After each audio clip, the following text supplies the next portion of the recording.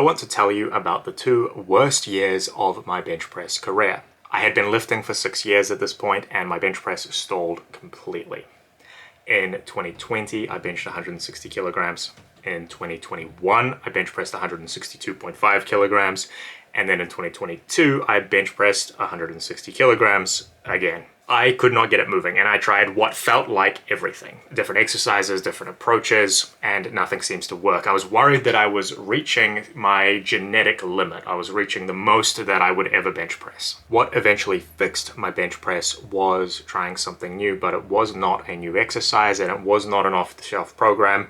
I hired a coach and got some outside perspective. Part of what we did was we actually increased my bench volume quite substantially. In my next meet, I bench pressed 165, and then not long after that, 170, and since then, I've benched 172.5. That experience has taught me something that I now use with every athlete that I coach, and that's what this video is about.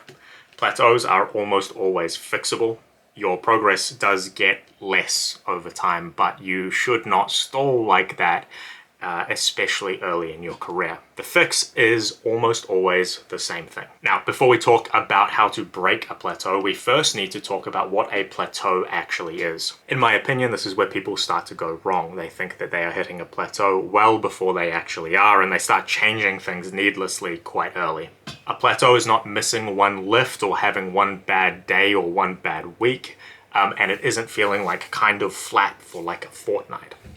A plateau is a sustained period of meaningful lack of progress. What counts as sustained and what counts as meaningful is going to depend on who you are and where you are in your career. A beginner who has not seen meaningful improvements in 6 weeks is probably hitting a plateau. An advanced lifter who has not seen meaningful progress in 6 weeks probably hasn't even noticed that anything has changed. As a rough guide, if you're an intermediate lifter and you've been genuinely trying, you haven't hit any PRs, including 1 rep, but also 2, 5, and so on for 3 months, you're probably stuck.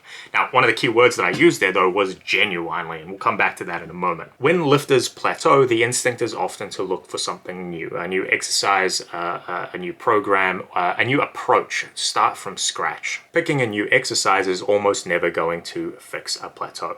If your bench press is hard stuck, swapping from long pause bench press to narrow grip bench press might help a little bit, but it is not going to be a night and day difference. Program hopping is potentially even worse, because if it doesn't work, you don't know why. If it does work, you still don't know why, and you might even make things worse. The actual cause in the majority of cases is not getting enough volume over a sustained, long period of time.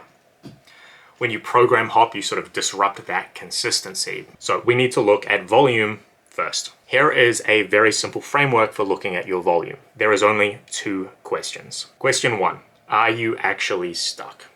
You need to be honest with yourself here, because the only person who suffers if you are not honest is yourself. Have you been consistent? Have you been training with enough regularity and enough effort that progress should be happening? If the answer is no, you need to start there. You need to try trying before you start blaming external factors. If the answer is yes, like genuinely yes, you're always showing up and you're always trying hard, now you can move to question 2. Question 2, are you recovering week to week? You should not expect to feel fresh or like you can hit a PR every session, but you should recover enough most weeks so that when you come back to the gym again, you can do a similar workload for a similar intensity as the week before. That's all that that means.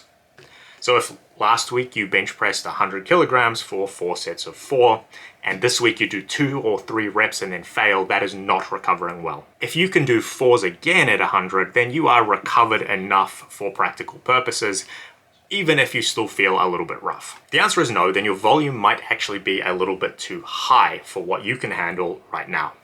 The fix is probably to deload and then come back with a slightly lower baseline volume. If the answer is yes, then you are recovering, sessions feel productive, but you're still not making progress, then your volume may be too low to drive adaptation. The fix is to increase that, incrementally increase that, and give it time to work. So that's the whole framework. We've got this feedback loop.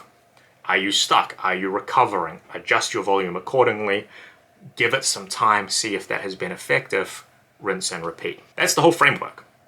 People don't do this because it's not glamorous. Adding 2 sets to your bench press and then waiting 3 months to see if it was effective is not exciting, but that's what works. And when you find the volume dose that works, then you can look at playing with things like changing exercise selection or trying top sets that are clusters instead of whole sets and things like that, once you know that the volume dose is appropriate. I mentioned this earlier, but something I want to identify as a key trap is program hopping.